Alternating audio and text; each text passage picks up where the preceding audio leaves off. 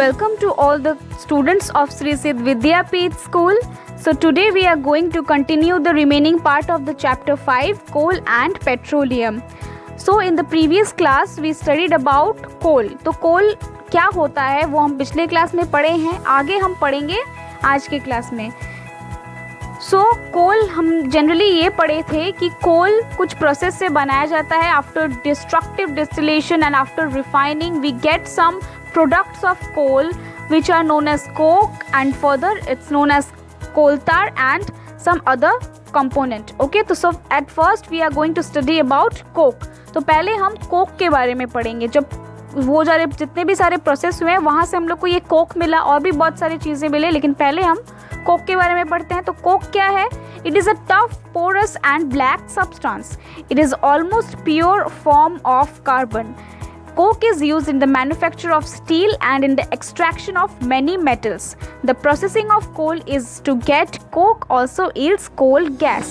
तो कोल क्या है? बहुत ही टफ होता है, पोरस होता है, मीन्स शाइनी होता है, और ब्लैक कलर का कुछ सब्सटेंस होता है.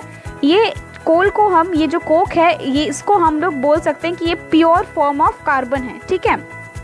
और ये जो कोक है कहाँ पे यूज़ होता है? स्टील में स्टील बनाने के वहाँ पे यूज़ होता है, और कुछ बहुत सारे मेटल्स को एक्सट्रैक्शन का जो प्रोसेस होता है वहाँ पे ये कोक यूज़ होता है. जिस प्रोसेस में कोल को कोक में बदला जाता है वहाँ पे कुछ गैस भी इवॉल्व होते हैं जिसको हम लोग बोल सकते हैं coal gas. Okay, the second product is coal tar. तो हम लोग को वो प्रोसेस के बाद, डिस्ट्रक्टिव डिस्टिलेशन के बाद, कुछ और भी प्रोडक्ट्स मिलते हैं जिसमें से एक कोक है, दूसरा क्या है? कोल तार. So it is a black thick liquid with unpleasant smell. It is a mixture of about 200 substances. तो वो क्या है? एक ब्लैक, बहुत ही मोटा, एक तरह का एक तरल होता है, लिक्विड फॉर्म होता है, जो कि जिसका स्मेल बहुत ही अनप्लीजेंट है, अच्छा नहीं है बिल्कुल. और वो क्या है? 200 सब्सटेंसेस का एक मिक्सचर होता है. So products obtained from coal tar are used as starting materials for manufacturing various substances used in everyday life and in industries like synthetic dyes, drugs, explosive perfumes, plastics, paints, photographic materials, roofing materials, etc. Naphthalene balls used to repel moths and other insects are also obtained from coal tar. These days bitumen petroleum product is used in place of coal tar for metalling the roads. तो जो products हम लोग कोल तार से हम लोग को मिलता है वो क्या क्या है? बहुत सारी चीज़ों को मैन्युफैक्चरिंग के लिए, मतलब बनाने के लिए कोल तार यूज़ किया जाता है बहुत सारे इंडस्ट्रीज़ में, जैसे कि कुछ सिंथेटिक डाइज के लिए, ड्रग्स के लिए, परफ्यूम्स, एक्सप्लोजिव पेंट्स, ये सारी चीज़ें कोल तार से बनी हुई होती हैं. और कुछ नैप्थलीन बॉल्स जो होता है, जो हम लोग को कुछ कीड़े मकोड़े से बचाने के लिए, कुछ इंसेक्ट से बचाने के लिए जो बनते हैं नैप्थलीन बॉल्स, वो भी कोल तार से ही बनाया हुआ होता है. आजकल पेट्रोलियम प्रोडक्ट जो एक होता है वो क्या है? बिटुमेन है, वो कोल तार की जगह में यूज़ होने लगा है. लेकिन पहले क्या यूज़ होता था? कोल तार यूज़ होता था रोड्स को मेटलिंग करने के लिए. Okay. The third product is coal gas. So coal gas is obtained during the processing of coal to get coke. तो कोल गैस क्या होता है? कोल गैस तब ऑब्टेन किया जाता है जब कोल को कोक में बदला जाता है. हमने अभी पढ़ा था कि कोक को जब कोल को जब कोक में बदला जाता है तब क्या इवॉल्व होता है? Coal gas. तो उसी प्रोसेस में कोल गैस इवॉल्व होता है. So it is used as a fuel in many industries situated near coal processing plants. Okay. Coal gas was used for street lighting for the first time in London in 1810 and in New York around 1820. Nowadays it is used as a source of heat rather than light. Okay, understood? Now there is some questions, like the first question is what are the substances released on burning of coal? जब हम लोग कोल को जलाते हैं क्या क्या substance हम लोग को मिलता है? We get carbon dioxide, carbon monoxide, sulphur dioxide, nitrogen, lead, arsenic, mercury. तो ये सारे सब्सटेंस हम लोग को मिलता है जब हम लोग कोल को जलाते हैं. The second question is what will happen if the coal reserves get depleted. तो अगर ये जो कोल रिजर्व्स है ये एक एग्जॉस्टिबल रिसोर्सेज हैं, तो ये जब डिप्लीटेड मतलब ये जब नहीं बन देना, मतलब देना हम लोग जब मिलना बंद हो जाएगा, इनका जो प्रोसेसिंग है वो बंद हो जाएगा, तब क्या होगा? So if the coal is being used as a major source of energy in industries as well as rural areas, so not only this, it serves around various purposes like synthesis of synthetic coal oil, natural gas, coke, coal tar and coal gas।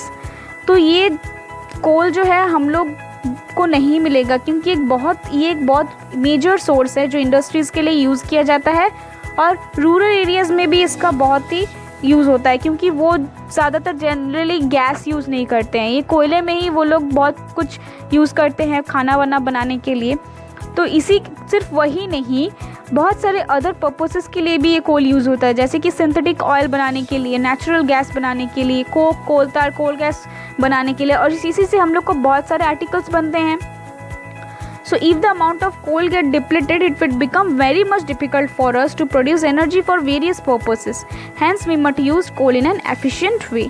तो अगर ये कोल deplete हो गया, मतलब processing इसका बंद होना घटने लगा, इसका मात्रा जो घटने लगा, तो क्या होगा, हमारे लिए बहुत ही ज़्यादा डिफ़िकल्ट हो जाएगा एनर्जी प्रोड्यूस करने के लिए। और ये सारे आर्टिकल्स जो हम लोग वेरियस जितने भी सारे पर्पस के लिए यूज़ करते हैं, ये हम लोग को नहीं यूज़ कर पाएंगे फिर। इसीलिए हम लोग को ये जो कोल है इसको एक एफिशिएंटली यूज़ करना चाहिए, एफिशिएंट वे में, मतलब जितना हम लोग का जाए ताकि कम ना पड़े। ठीक है, now we are going to study about the second one which is petroleum। petroleum क्या होता है? The term petroleum is derived from two words, petra which means rock and oleum which means oil।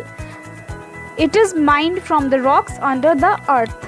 तो petroleum क्या है? एक exhaustible resource है। सो वो क्या है, हम लोग का वो दो वर्ड से ये डिराइव किया गया है। The first one is Petra जिसका मतलब क्या है, रॉक।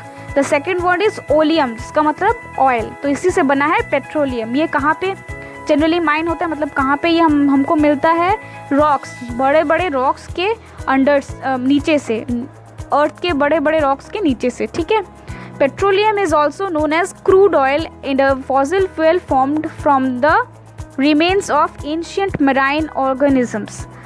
तो पेट्रोलियम को हम लोग क्रूड ऑयल भी बोला जाता है। ठीक है, पेट्रोलियम को क्रूड ऑयल भी बोला जाता है क्योंकि वो एक फॉसिल फ्यूल फॉर्म में होता है जो कि बहुत ही पुराने मरीन ऑर्गेनिजम्स, जो ऑर्गेनिजम्स मर गए, आप पिछले क्लास में पढ़े थे कि कैसे कोल फॉर्म होता है, कुछ सेम ही प्रोसेस है पेट्रोलियम का। जो मर जाते हैं ऑर्गेनिजम्स, उनको फिर फर्दर प्रोसेसिंग करके वो फर्दर अंडर द प्रेशर और अंडर हीट एंड प्रेशर वो चेंज होते हैं कोल में। वैसे ही पेट्रोलियम भी जो रिमेनिंग्स, जो एंशिएंट मैरीन ऑर्गेनिजम्स, पानी में जो ऑर्गेनिजम्स रहते हैं, उनका जो रिमेनिंग्स होता है आफ्टर सेवरल ईयर्स, तो उसी को फॉसिल फ्यूल्स बोलते हैं। Further it is called crude oil and further it is known as petroleum. Okay, petrol is used as a fuel in light automobiles such as motorcycles, scooters and cars. Heavy motor vehicles like trucks and tractors run on diesel. Petrol and diesel are obtained from a natural resource called petroleum। तो petrol कहाँ पे use होता है? Light fuel, light जितने भी light automobiles, मतलब हल्का जो भी गाड़ी होता है, जैसे कि बाइक ले लो, कुछ छोटा मोटा गाड़ी ले लो, वहाँ पे जो भी पेट्रोल यूज़ करते हैं हम लोग as a fuel, petrol use होता है, आपको पता ही है।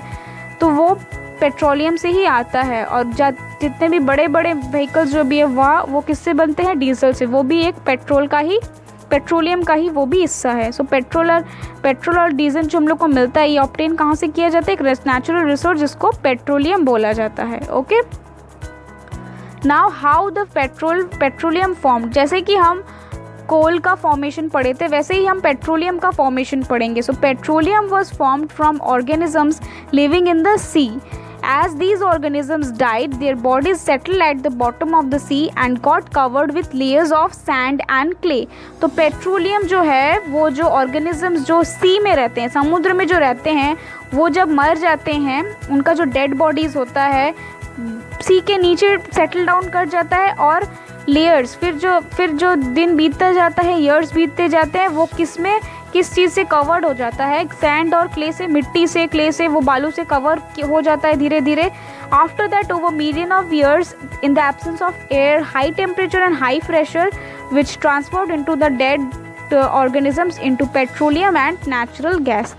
तो बहुत दिन बाद, मतलब बहुत दिन नहीं, बहुत साल बाद, बहुत मिलियन साल बाद धीरे धीरे ऐसे ईयर्स बीतते रहते हैं तो एब्सेंस, वहाँ पे एयर का एब्सेंस नहीं होता है और हाई टेम्परेचर में, हाई प्रेशर में वो धीरे धीरे डेड ऑर्गेनिजम्स पेट्रोलियम और नेचुरल गैस में बदलने लगते हैं. So when we dig oils, natural gas is above crude oil which in turn is above water. This happens because gas and oil are lighter than water to do not mix. तो जब हम लोग soil डिग करते हैं, oil Wales को जब डिग किया जाता है, तेल निकालने के लिए जब डिग किया जाता है ऐसे, तो तभी क्या होता है, सबसे पहले हम लोग को नेचुरल गैस दिखता है, उसके बाद हम लोग को क्रूड ऑयल मिलता है, उसके बाद फिर हम लोग को वाटर मिलता है. ये क्यों होता है? क्योंकि गैस और जो तेल है वो वाटर से लाइटर, हल्का होता है और वो एक साथ मिक्स भी नहीं हो पाता है, तो इसीलिए हम लोग को वो पहले गैस मिलता है, फिर ऑयल, फिर water. Okay, understood? So here you can see the picture that how petroleum and natural gas formed. First, over 300 to 400 million ago, the tiny sea plants and animals died and were buried on the ocean floor. Over time, they were covered by layers of silt and sand. And after that,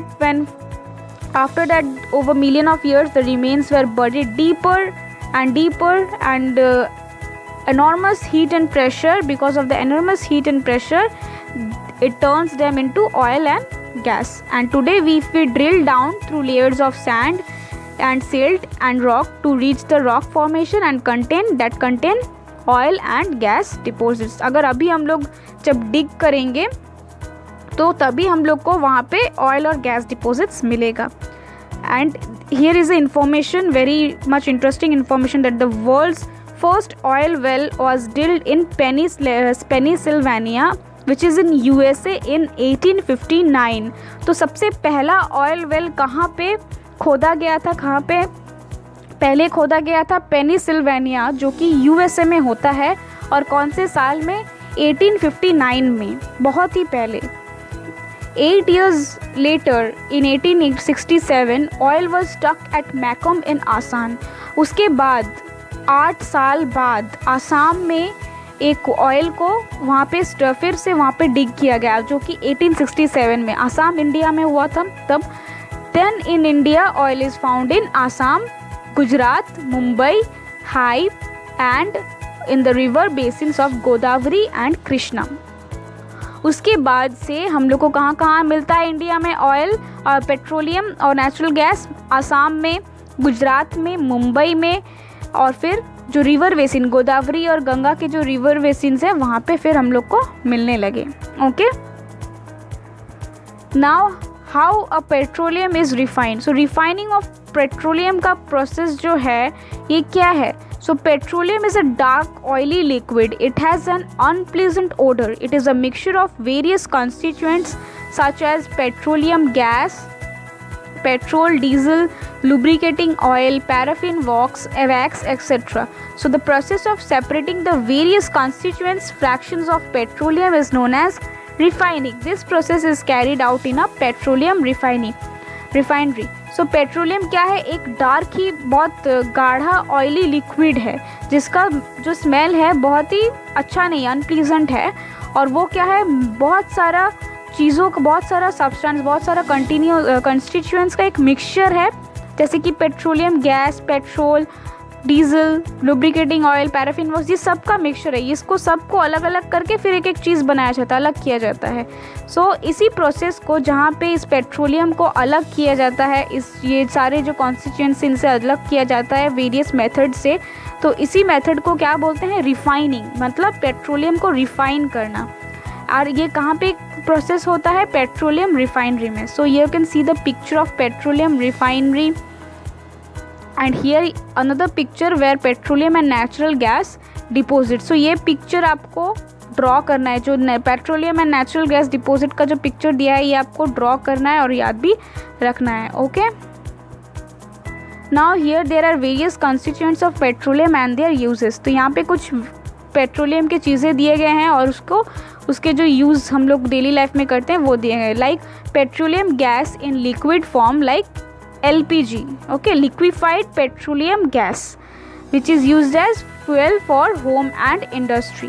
Petrol is used as motor fuel, aviation fuel, solvent for dry cleaning. Kerosene is used as fuel for stoves, lamps and for jet aircrafts. Diesel is used for fuel for heavy motor vehicles, electric generators. Lubricating oil is used for lubrication. Paraffin wax is used for ointments, candles, Vaseline, etc. Okay. Bitumen is used for paints and road surfacing. Okay. So students, you have to remember this, that how the petroleum is uses and how their constituents were uses in our daily lives. Okay. Now there is a question that why petroleum is called black gold. Petroleum को हम लोग क्यों black gold के नाम से भी जानते हैं. So petroleum is called black gold because it yield several substances that are commercially successful. तो उसको ब्लैक गोल्ड क्यों बोला जाता है, क्योंकि वो कुछ सब्सटेंस बनाता है जो हम लोग को कॉमर्शियली, मतलब पैसों का जो लेन देन होता है कॉमर्शियल, जो बिजनेस में होता है, वहाँ पे ये पेट्रोलियम का बहुत ही एक हाईली एक्सपेंसिव होता है, सक्सेसफुल होता है. So the useful substances obtain from petroleum and natural gas are called petrochemicals. जितने भी सारे यूजफुल जो सब्सटेंसेस हम लोग को पेट्रोलियम और नेचुरल गैस से मिलते हैं उनको क्या बोला जाता है, petrochemicals. So petrochemicals are used in manufacturing of synthetic fibers like polyester, nylon, acrylic, etc. So students, in the third chapter, in the chapter fibers to fabric, you have studied that there are some synthetic fibers. आप पढ़े हैं previous chapters में कि synthetic fibers होता है जैसे कि polyester, nylon, acrylic.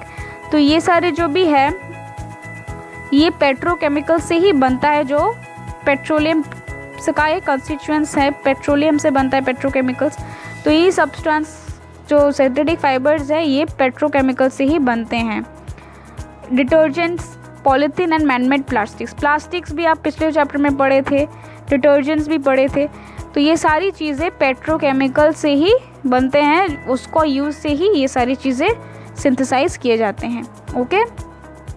So students, the remaining part we will do in the next class. Till then, write all the notes in your fair copy and learn the notes and read the chapter. And students, if you all have any doubt in any part, you can ask me and I am going to clear your all doubts. Okay? आपको अगर कोई भी part में कोई भी doubt है आप मुझसे पूछिए, मैं आपका डाउट क्लियर कर दूंगी. ये जो नोट्स है आप इसको फेयर कॉपी में लिख लेंगे, याद भी कर लेंगे और चैप्टर को अच्छी तरीके से पढ़ भी लेंगे. Okay. The remaining part of the chapter we will do in the next class. Okay. Thank you.